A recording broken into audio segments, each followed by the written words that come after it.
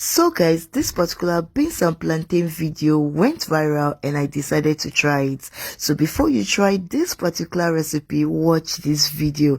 I'll be telling you one thing you need to do if you want yours to come out really delicious. But before we get right into the video, do well to share this video.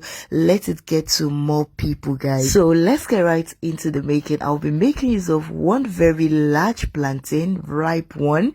Now you can make use of more than one if you want. So I went ahead, washed properly, and then peel off the skin, then cut into tiny chunk. Guys, if you're coming across my video for the first time, you are welcome to the page. My name is Dima and this is Dima's Kitchen.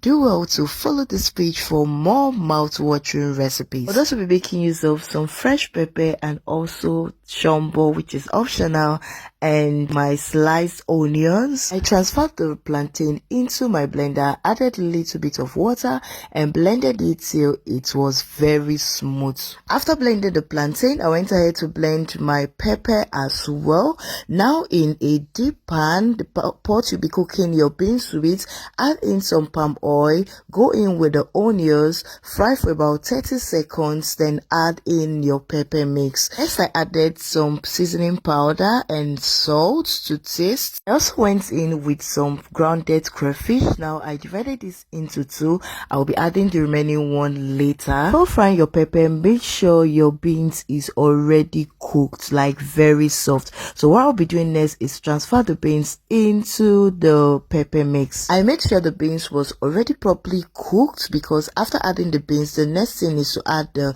pureed plantain, and also it tends to boil really fast. That's after adding the pureed plantain, and you wouldn't want to end up with half done meal. So guys, this is the main reason why we are making this dish. I'll go in with the blended plantain and also the remaining crayfish as well, then cover, allow to cook on low heat for about 10 to 15 minutes. Stirring this immediately after adding the plantain can make this food burn fast also.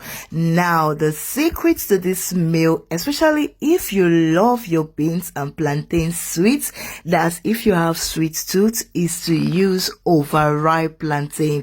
Yes, you know overripe plantain is usually very sweet, so when you add it to this meal, it comes out very well. That's the sweetness comes out very well. But if you're not the sweet tooth type, then using just ripe plantain is perfect. This meal came out so delicious, guys, and I enjoyed mine with bread. I love the top of bread so much. I don't joke with it. What part of bread do you like, and will you be trying out this recipe, guys? Let me know in the comment section.